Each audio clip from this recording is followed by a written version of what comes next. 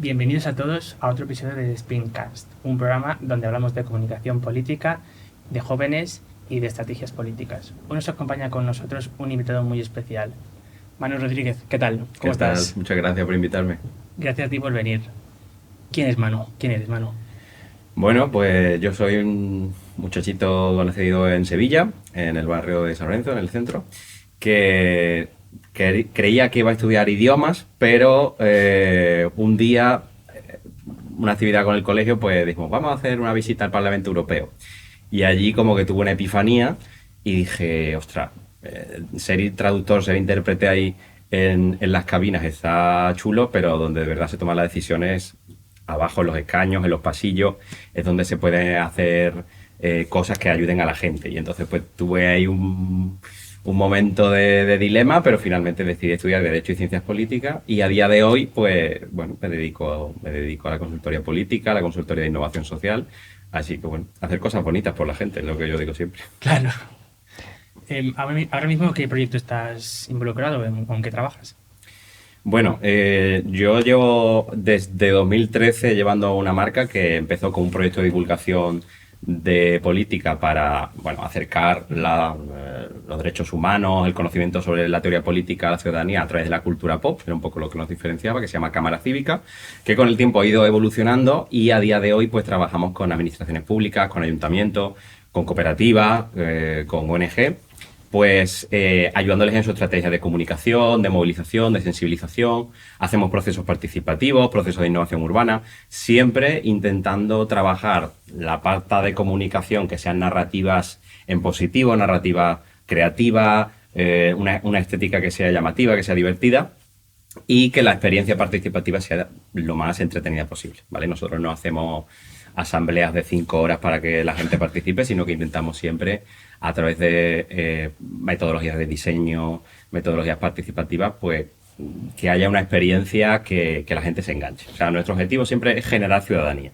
¿vale? Nosotros decimos que nuestro discurso, nuestra ideología como organización es que somos demócratas militantes, ¿vale? Nosotros intentamos que cada vez más gente se implique en proteger la democracia, los derechos humanos y en eso estamos, la verdad, intentando generar proyectos con impacto social y bueno, acercar la política a la gente. Y un referente que tengas o un personaje cómico, tiene que ser, o sea, puede ser cualquier personaje, es decir, fantástico o no, real o verídico o falso, con el que te identifiques que digas, soy ese. Uf, que me identifique, O pueden ser varios, ¿eh? no sé. Hombre, uno de los referentes que tengo desde que yo hice mi Erasmus en Florencia fue ahí donde surgió un poco la idea de que había que hacer algún trabajo para que la gente se enganche a hablar de política. Pensemos que en 2011, 2012, pues veníamos con la resaca del 15M y entonces sí que había mucha movilización, pero todavía no parecía que terminara de cuajar en lo que fue luego el ciclo político posterior, ¿no? Y dijimos, no podemos usar los nuevos medios de comunicación, YouTube, los podcasts entonces todavía eran una cosa muy de nicho, ¿no? Eran cosas que se hacían en casa de una manera muy casera. Y entonces hay un personaje que a mí, que descubrí en Italia, que me parece súper interesante, que es Peppino Impastato. Peppino Impastato, ¿lo conocéis? Fue un activista italiano de Sicilia, de Cinisi, que era hijo de mafiosos, pero bueno, tuvo como un despertar político y cultural muy fuerte en los años 60, 70, con todo el movimiento hippie y todo esto, y entonces se convirtió en un activista antimafia, lo cual le llevó al ostracismo total con su familia, y a la vez pues desarrollar una conciencia política, se empezó a militar en movimientos comunistas, luego fundó un partido que se llamó Democracia Proletaria, y claro, pues podéis imaginar, ¿no? La mafia en Sicilia en esa época tenía un poder absoluto, entonces pues la policía le secuestraba todo lo que hacía, y lo que hizo fue generar un movimiento juvenil y crear lo que llamamos Radio Out, una radio autogestionada porque decía, bueno, no pueden, pues nos pueden quitar las pancartas, nos pueden quitar los libros, pero no pueden secuestrar el aire, ¿no? Entonces, pues, digamos que usó los medios de comunicación y la cultura para generar conciencia en un entorno muy complicado y así estuvo una serie de años hasta que bueno, se presentó a las elecciones por el Partido Democracia Proletaria y lamentablemente pues fue asesinado esa noche por la mafia siciliana, porque murió su padre y su tío Tano, que era el Tano Badalamenti, que era el capo, digamos, lo mandó matar, ¿no? ¿Qué pasó? Que la policía corrupta fabricó pruebas, encontró una carta que él escribió, porque hacía medio poesía y tal, diciendo que no encontraba sentido a la vida y demás, y eso lo usaron para decir que se había suicidado. Y entonces durante muchos años estuvo ese crimen sin resolver, pero la acción de su madre y su hermano sobre todo hicieron primero que su funeral fue la primera gran manifestación contra la mafia italiana, que os recomiendo mucho la película I 100 Passi, Los 100 Pasos, que cuenta toda esta historia. Y luego la acción de su hermano y su madre crearon una fundación, se desvincularon totalmente de la parte mafiosa de la familia y lograron que años después se reconociera que había sido asesinado. Y de hecho, Tano Badalamenti fue encontrado, cayó en desgracia dentro de las familias italianas y lo encontró la Interpol en Valencia, me parece que fue, porque estaba en el negocio de la especulación inmobiliaria. O sea que es una historia muy compleja, pero hay un montón de libros y de películas, incluso de discos, que hablan de la vida de Peppino Impastato y para mí es un referente, ¿no? Usar la cultura, usar el activismo como palanca para hacer un cambio social, pues me parece fantástico. Oye, está muy chulo eso, ¿eh? Es una historia increíble, muy emocionante. Dio la casualidad, además, de que fue encontrado su cuerpo el 9 de mayo de 1978, que fue el mismo día que se encontró el cuerpo de Aldo Moro, que había sido secuestrado por las Brigadas Rojas. Entonces, obviamente, pues el magnicidio del presidente de Italia pues tapó un poco este caso. Pero bueno, un personaje muy interesante de conocer. Oye, y aparte de la política y de la historia, ¿tienes más hobbies? ¿Qué haces en tu día a día? Uf, sí, mira, no, soy un poco, no sé, me gustan muchas cosas y el tiempo es limitado. A mí me encanta la música en directo. De las cosas donde yo soy más feliz es yendo a un concierto. Aprovechando que estaba en Barcelona, ayer fui a ver a Jan Tiersen, que lo conocemos un poco por la banda sonora de Goodbye Lenin o de Amélie, pero ahora está haciendo un espectáculo de electrónica increíble. ¿Y cómo te ha gustado? Sí, no, espectacular, súper recomendable. Además, el tío llega con su gorrita y un cubata y estaba ahí tocando el piano y antes de terminar ya estaba bebiendo. O sea, divertidísimo. Pero sí, me gusta mucho, me gusta el rock, me gusta el rap, me gusta mucho el ska, la música jamaicana, el reggae, el punk. Luego también soy bastante gamer, me gustan mucho los videojuegos, toda la cultura que hay alrededor. De hecho, últimamente cuando no quiero leer sobre política, estoy leyendo sobre diseño de videojuegos. Me parece un medio de expresión absolutamente complejo, ¿no? De cómo puede generar emociones en el usuario, haciendo que el muñeco se mueva de una forma o de otra, o que la música cambie, o que la historia esté bien contada. Y sí. Yo tengo una pregunta por esto. Cuéntame. En este sector. Yo soy muy friki de los discursos. He escrito algunos discursos para campañas y siempre he pensado que los videojuegos no son más que cine. Muchas veces las cinemáticas, ¿no? Entonces, ¿cuántos años llevas jugando a videojuegos? Pues mira. ¿Y qué consolas? ¿Qué consolas primero? Sí. Porque luego va a venir otra pregunta. Vale. Pues mira, yo creo recordar que la primera vez que dije me gusta eso fue con mis primos en Dos Hermanas, familia de mi madre de Dos Hermanas, que tenían una Super Nintendo y tenían el Super Mario World, que era, claro, yo no lo sabía, pero es de los mejores juegos de la historia. Y yo veía eso moverse y tal, y saltar, la música, era todo tan bonito, tan gustoso, los colores, que digo, esto es increíble. O sea, estás viviendo una aventura con un personaje, ¿no? Con un dragón, no sé qué. Y eso me encantó. Luego, claro, sacó el Street Fighter y todas estas cosas. Y ya luego, mi primera consola fue la Nintendo 64, que ahí, bueno, muchos de los juegos de mi infancia, pues el Zelda Ocarina of Time, que es mi videojuego favorito, un clásico, pero también pues el Mario Kart 64, el Super Smash Bros., el Diddy Kong Racing, el Zelda Majora's Mask, no sé, James muchísimo. Bond. ¿Cuál? El James Bond. El James Bond mítico, el GoldenEye, ese era buenísimo. El Turok, que ahora van a hacer una secuela como 20 o 30 años después. Luego ya pasé a la Game Boy, que yo creo que tengo tantas dioptrías porque las pantallas antes no estaban retroiluminadas y ahí pues bueno, el Link's Awakening, que lo han vuelto a hacer hace poco, los Pokémon, por supuesto, yo viví toda la época loca de Pokémon rojo y azul, no sé, muchísimo, ya te digo que le he dedicado. Luego ya posteriormente, yo siempre me he dedicado más a las consolas de Nintendo, ¿no? La GameCube, la Wii, Team Nintendo, pues. Sí. Luego a mi hermano le regalaron una Play 2 y ahí ya jugué a Kingdom Hearts y a estos juegos así más de Play. Tuve un vecino que tenía la Play 1 y ahí también pues el Hércules mítico.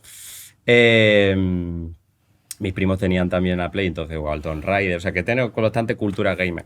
Y a día de hoy pues tengo la Switch y me compré la Play 5, me acabo de pasar el Clair Obscur Expedition 33, que le van a dar el juego del año seguro, porque estoy todo el día hablando de este juego a mis amigos, en plan, tenéis que escuchar la música, la historia es chulísima, así que muy contento, la verdad. Yo quiero recomendarte que te mires, no hace falta que juegues toda la saga de los videojuegos, pero hay dos narrativas que me gustan mucho, que una es Halo, por la música, la banda sonora es espectacular, o sea, creo que es de las mejores sagas de videojuegos de la historia, por narrativa, por todo.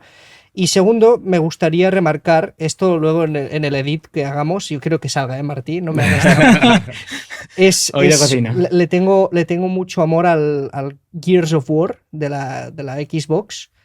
En particular, la intro no, el discurso conmovedor de guerra bélico que hace, que está muy bien hecho la narrativa de ese discurso que empieza sigue una estructura lineal de tiempo muy buena, ¿no? Hace unas regresiones, la música, todo es epiquísimo.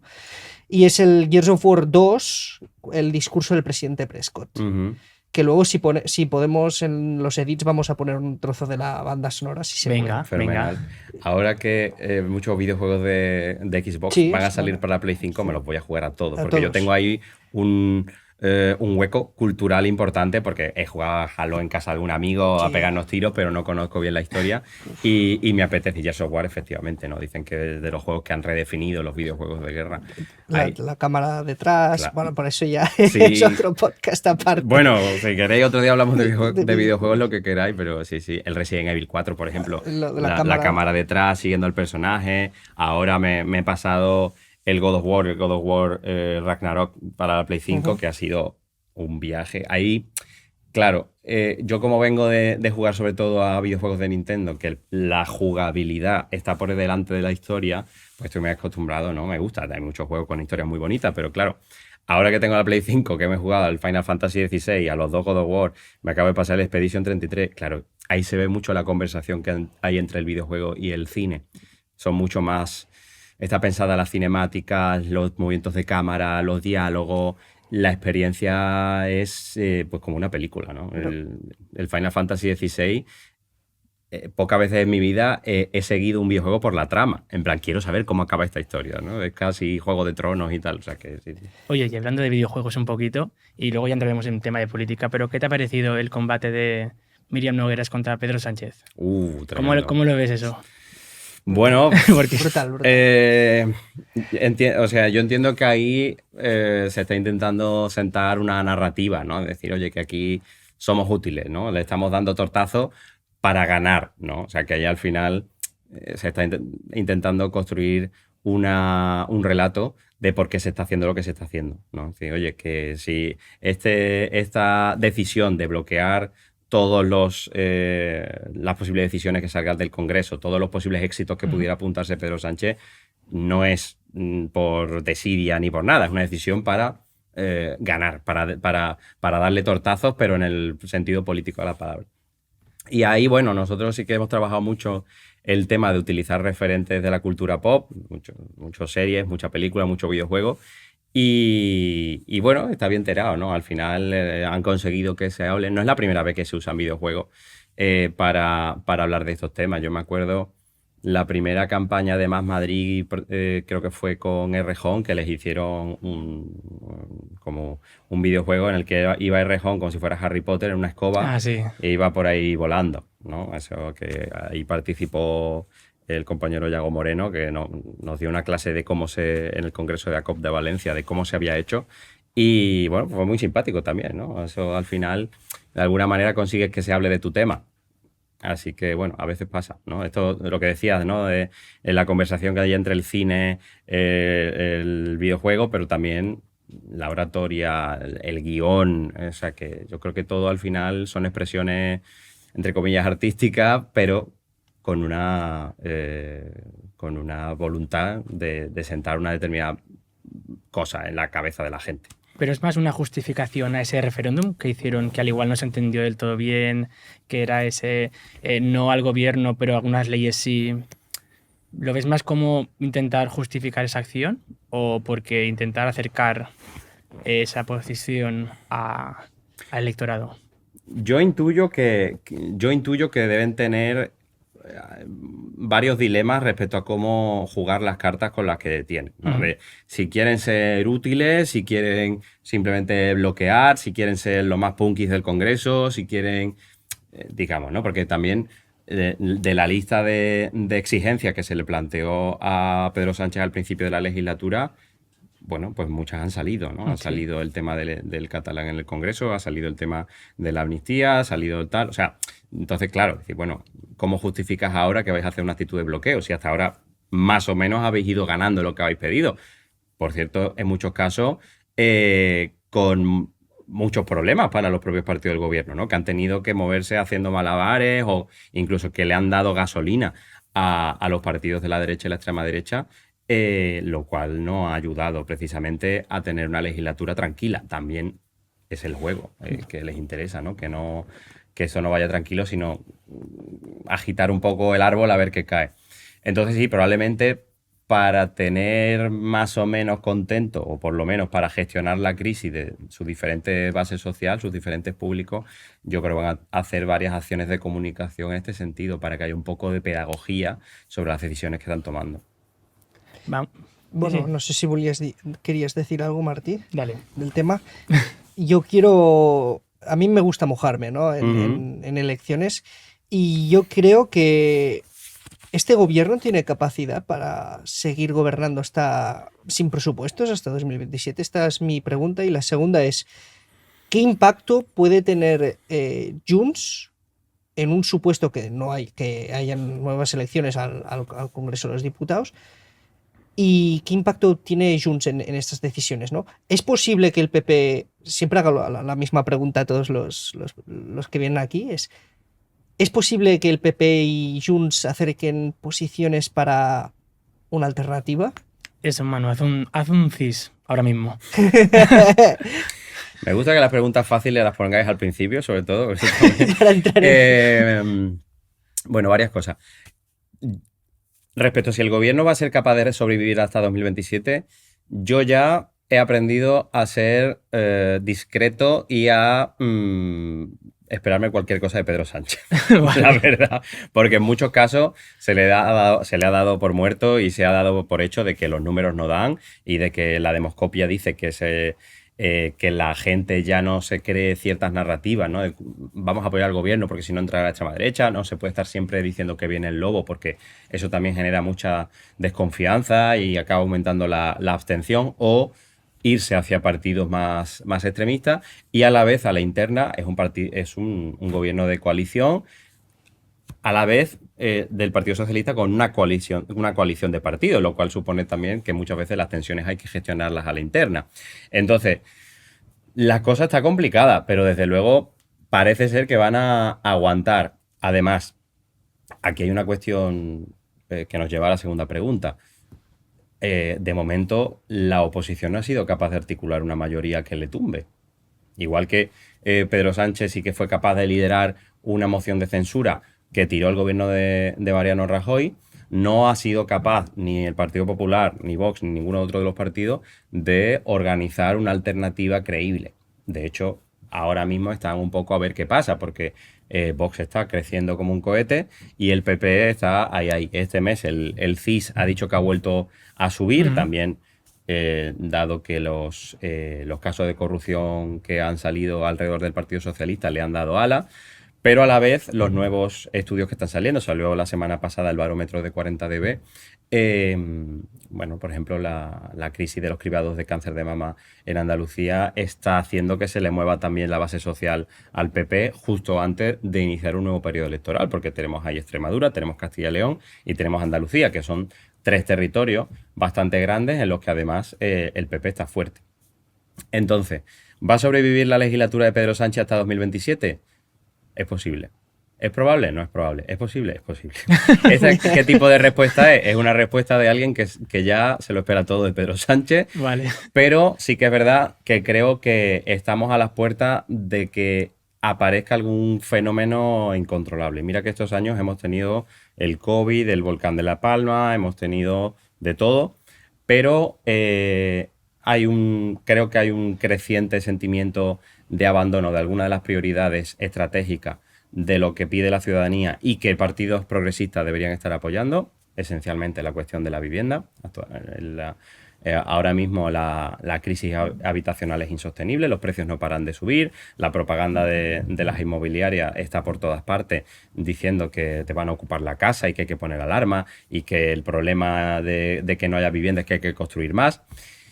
Y si el gobierno de España, y aquí hablo tanto del PSOE como de la coalición Sumar, no son capaces de poner sobre la mesa políticas públicas urgentes y la gente empiece a ver un alivio en su día a día, esto va a ser un problema para el gobierno. La verdad que escuchándote a ti, estuvo aquí hace poco Aner con nosotros y escuchándote a ti me recuerda un poquito lo que decía él, ¿no? Porque al final que te prometan 50.000 viviendas directamente a ti, ¿cómo te afecta? Entonces, al igual la derecha sí que está, derecha me refiero a Vox, está ganando la batalla política por eso, por el relato, un relato de sentimientos, un relato de eso, bueno, pues de los ocupas, del miedo, del odio. ¿Tú crees que Vox tira por ahí? Yo creo que sí, yo creo que es evidente. Hay ahora mismo A ver cómo digo esto. Ahora mismo se están dando todos los ingredientes para una tormenta perfecta. De manera, no sé si consciente o inconsciente, ahora mismo hay una coalición de narrativas, de propaganda, entre partidos de derecha fuerte, de extrema derecha, por ser diplomático, que están hablando de la cuestión de los ocupas, también, por cierto, muy vinculada a discursos xenófobos, a discursos aporófobos y demás, con marcas comerciales que a todas horas están lanzando el mensaje de que tienes que poner una alarma en tu casa porque te la van a robar. Entonces, claro, se está haciendo una pinza en el día a día de la gente, que se está hablando de eso tanto en la televisión a cualquier hora como en la radio, por cierto.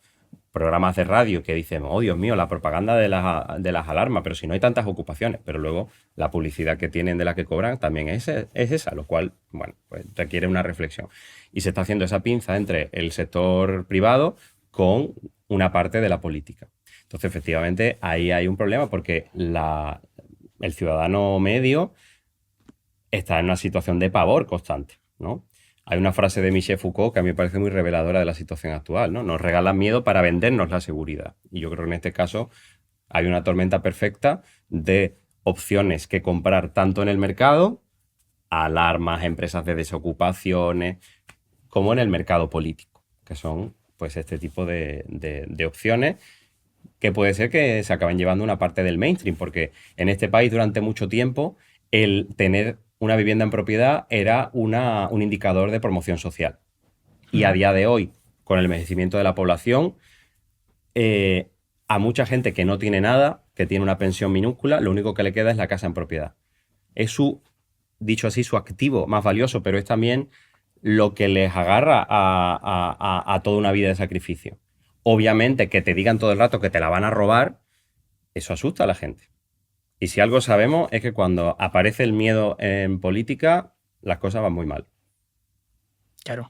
Porque la democracia es el autogobierno de la gente. Es que seamos capaces de sentarnos y hablar qué prioridades consideramos que son las más relevantes para el día a día, cuáles son las leyes que deberíamos estar sacando, cómo sería mejor una vida futura. Pero si metes el miedo en la población, la tentación de abandonarte a alguien que te diga lo que tienes que hacer es demasiado fácil. Y ahí es donde emergen los discursos autoritarios y xenófobos, que siempre, siempre, siempre echan a pelear al penúltimo contra el último.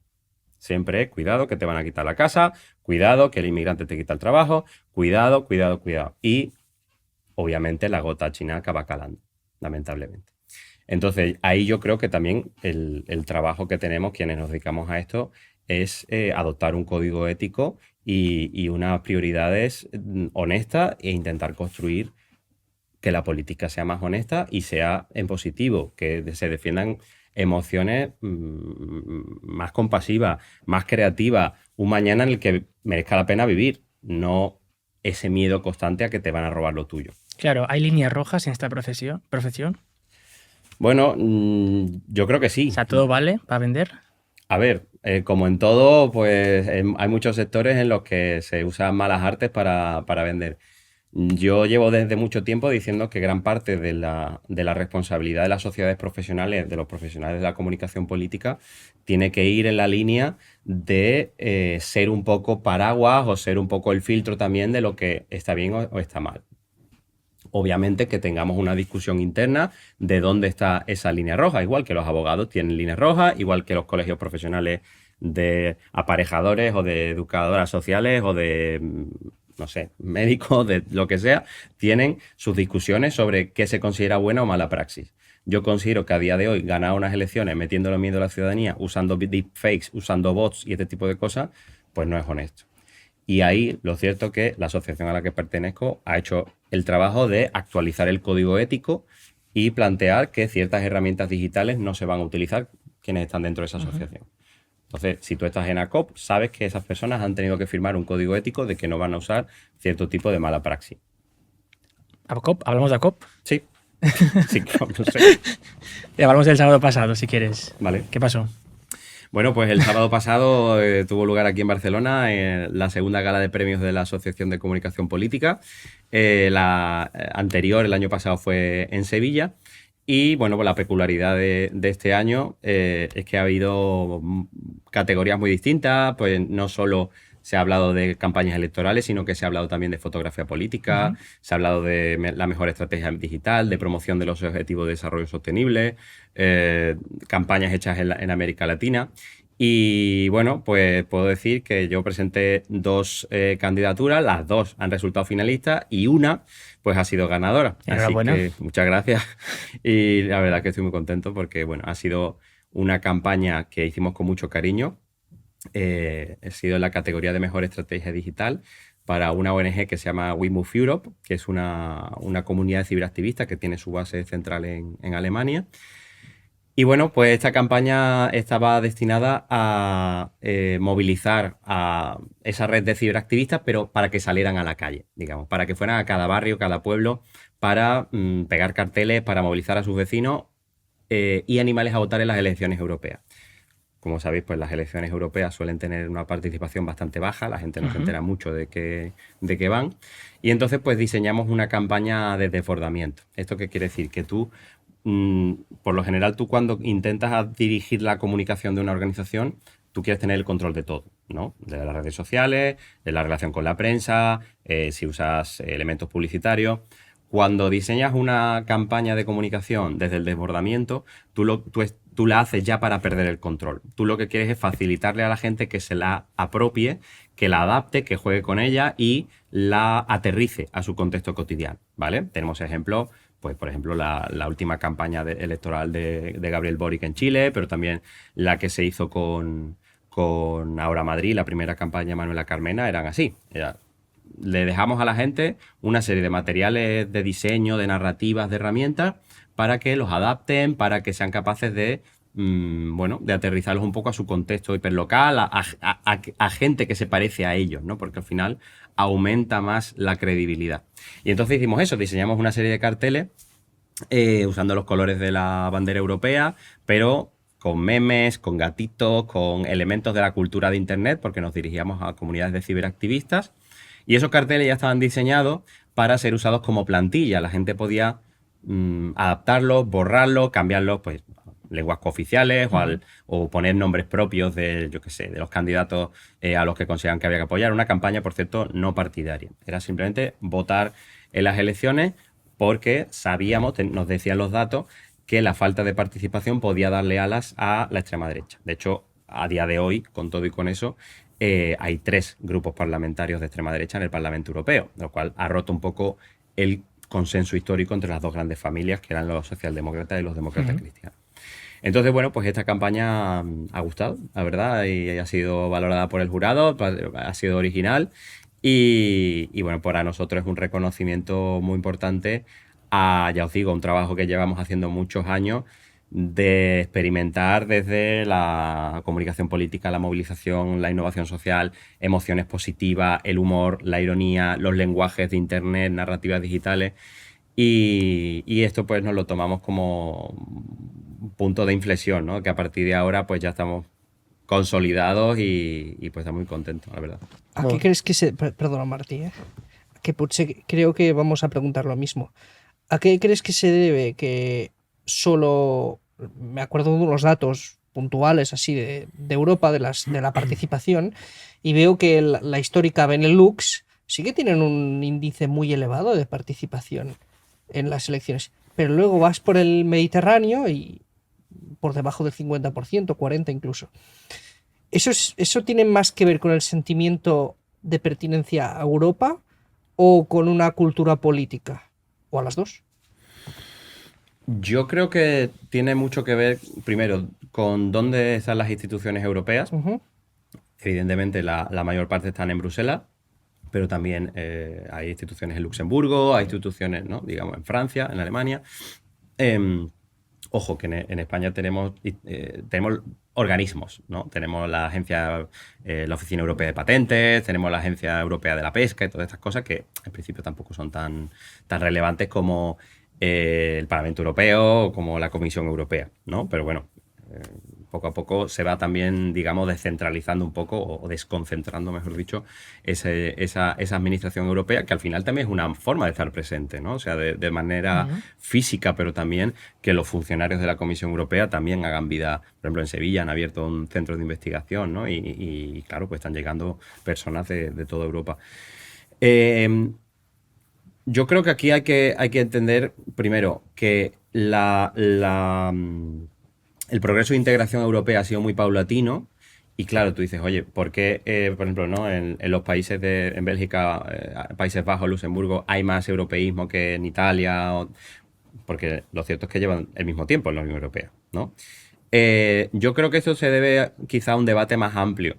Y es que a día de hoy sabemos que hay un conflicto entre quienes tienen una mentalidad cosmopolita, quienes consideran que pueden viajar, que tienen oportunidades fuera, probablemente han tenido oportunidades de aprender idiomas o de irse de Erasmus o de relacionarse con personas de otros países, y quienes saben que su universo se acota en su barrio, en su pueblo, en que las oportunidades que tienen se acaban ahí.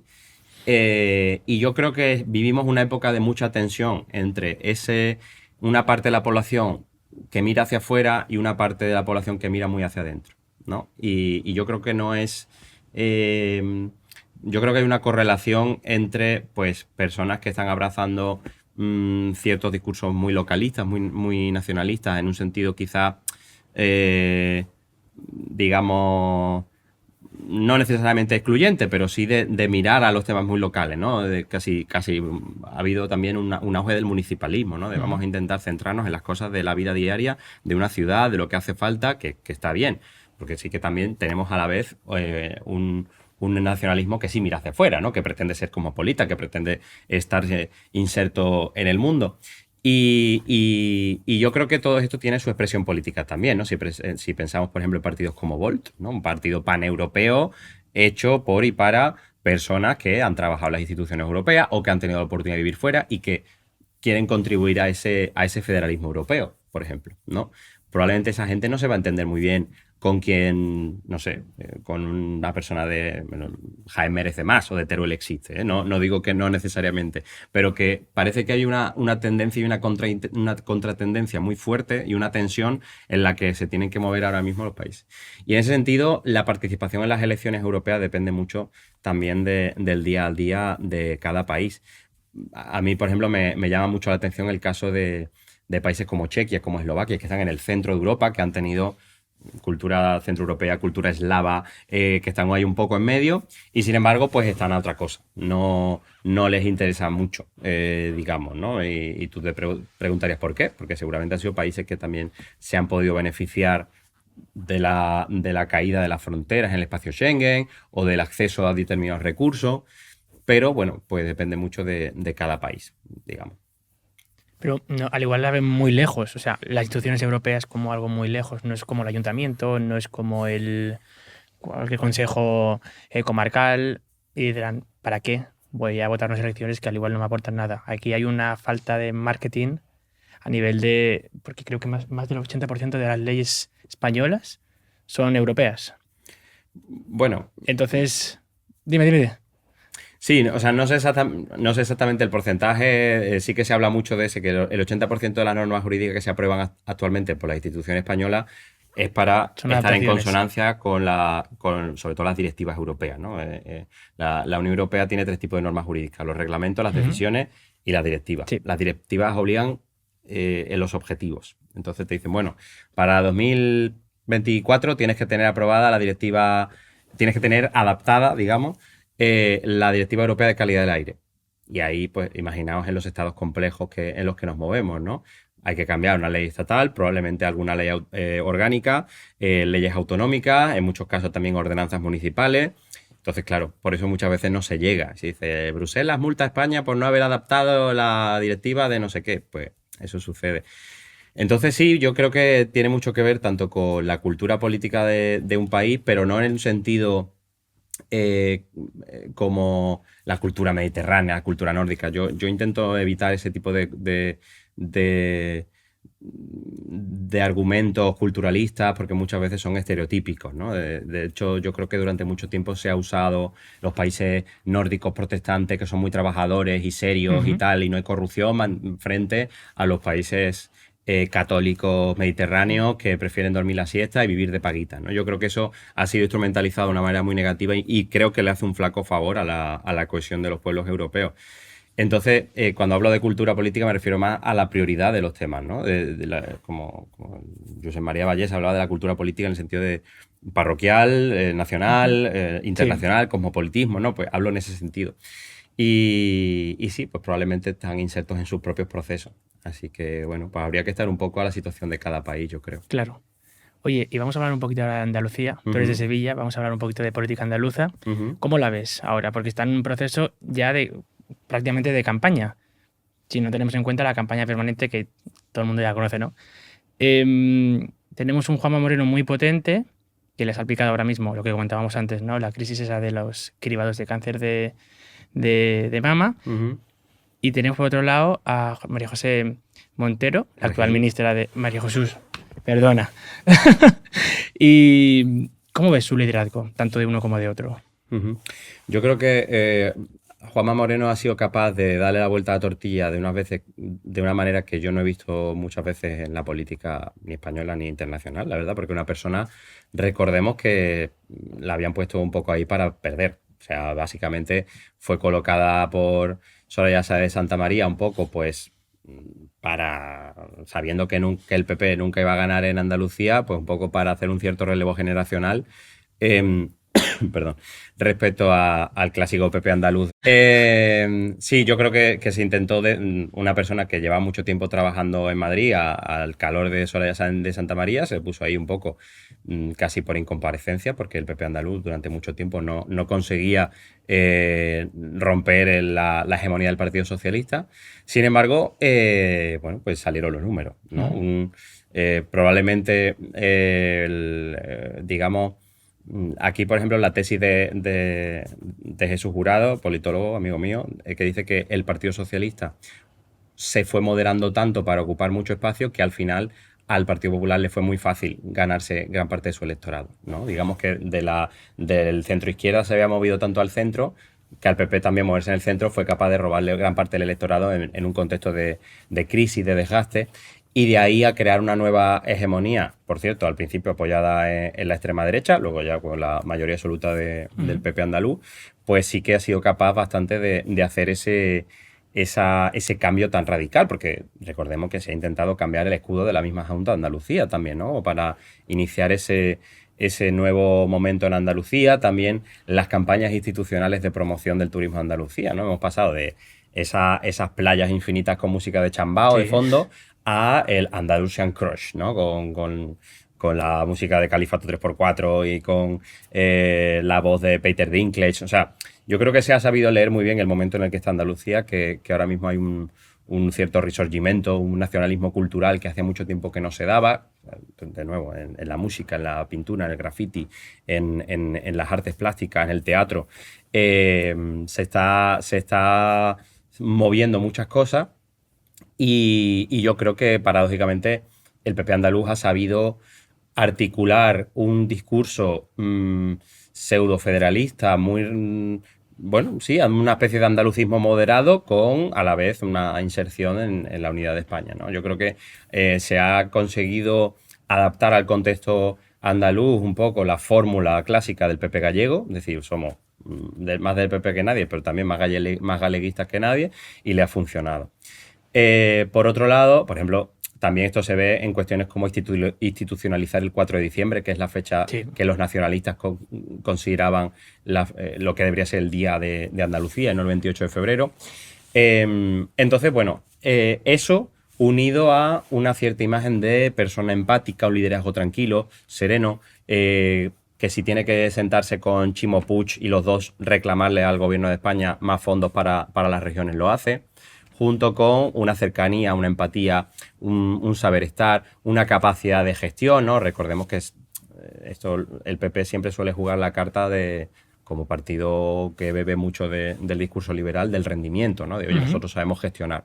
Esta gente está ahí enganchada a la política y no sabe, déjanos a nosotros que sabemos.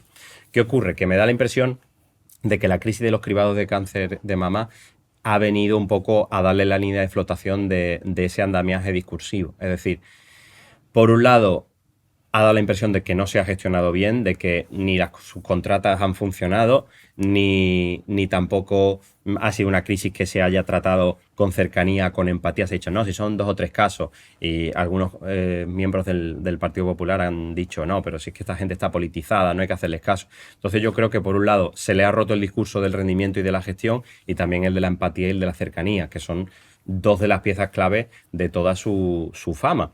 Y ahí yo creo, por ejemplo, que sonaba que para febrero o marzo seguramente marzo, se iban a adelantar las elecciones andaluzas, pero ahora no le viene bien ni loco. Yo creo que ahora sí que nos vamos a verano. Eso respecto al Partido Popular. En cuanto al Partido Socialista, yo creo que el PSOE andaluz lleva mucho tiempo intentando saber quiénes quieren ser, si quieren seguir la trayectoria que traía de los años de hegemonía, de dominio de la Junta de Andalucía.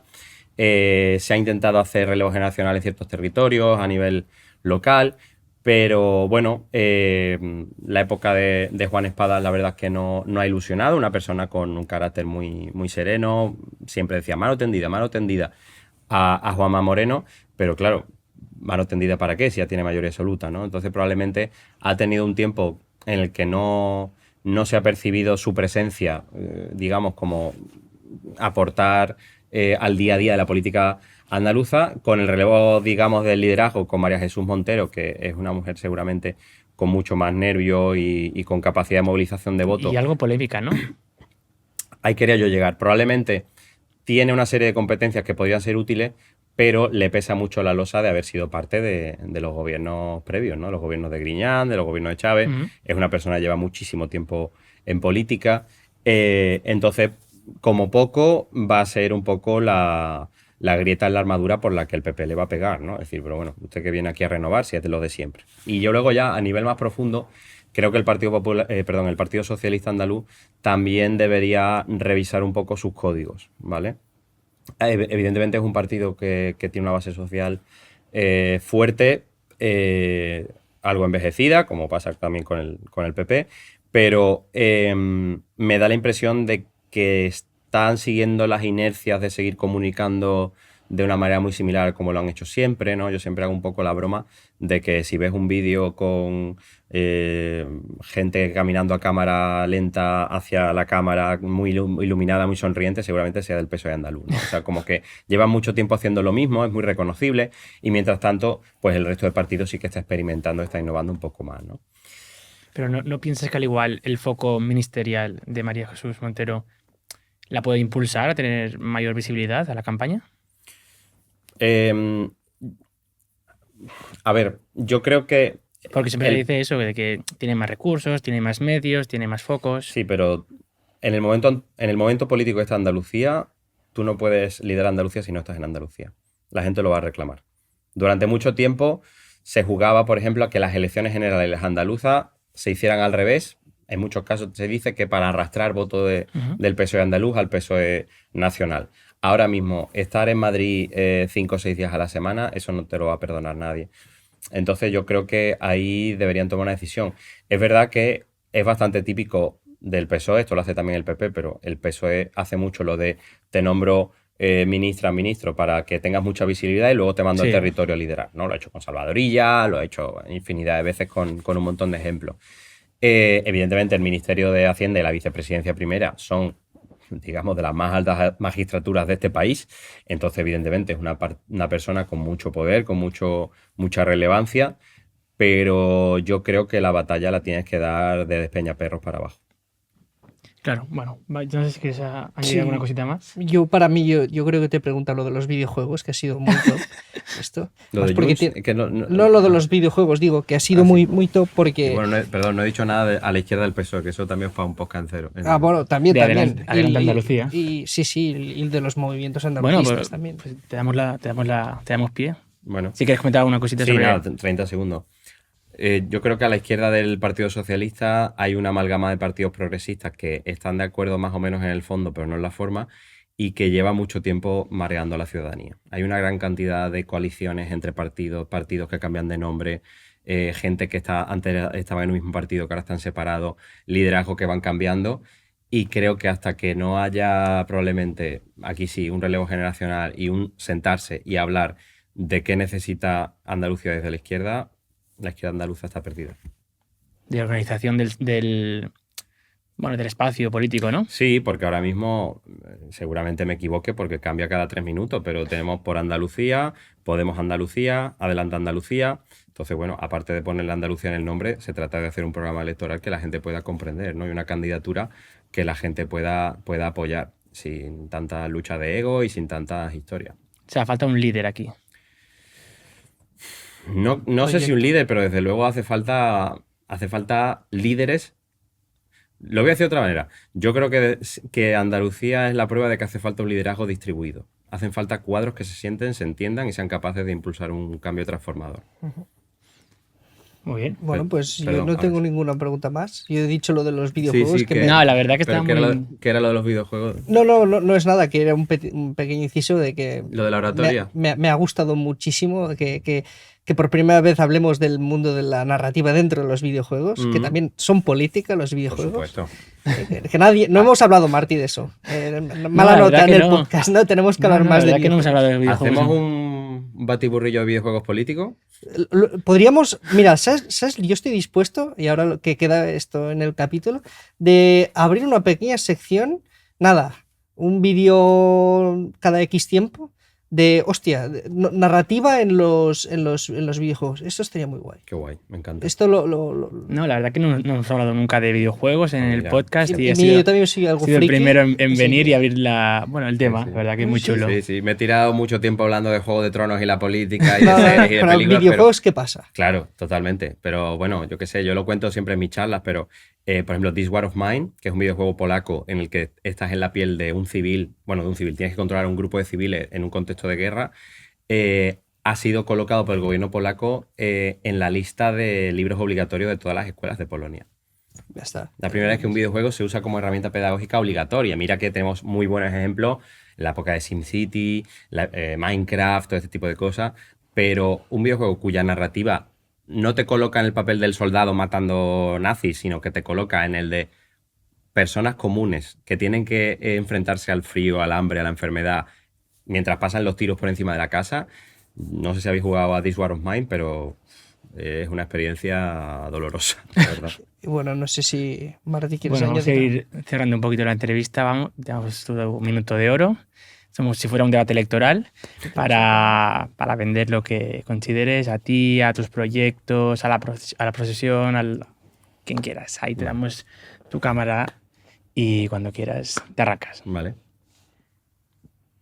El momento no pinta como que la democracia está en su mejor época y por eso creo que hace falta gente que trabaje por ella, que trabaje desde la ilusión, desde la alegría, desde la creatividad, para ir juntando conversaciones, equipos, proyectos que hagan que poco a poco podamos vivir en una sociedad en la que todo el mundo se sienta seguro, se sienta a gusto. Y para eso nuestra propuesta es la de cruzar la comunicación política con la cultura, con la participación ciudadana, porque de verdad que creo que en esta época se habla mucho de inteligencia artificial, pero lo más útil que podemos usar es la inteligencia colectiva. Todos esos saberes, todos esos aprendizajes que están en la sociedad, tenemos que ser capaces de articularlos para crear un mundo mejor. Muy bien. Oye, pues Manuel, muchas gracias por acercarte. Darte otra vez la enhorabuena por el premio. Y a vosotros por la nominación. Muchas gracias. Un podcast como el vuestro es muy necesario. Yo creo que había un hueco que estáis consiguiendo llenar, así que os deseo toda la suerte del mundo y mil gracias por invitarme. Claro, simplemente ya estar ahí en la gala. El sábado fue para nosotros ya un premio, así que agradecemos también a COP y al jurado por tenernos en cuenta. Muchas felicidades y cuando quieras esta es tu casa. Mil gracias.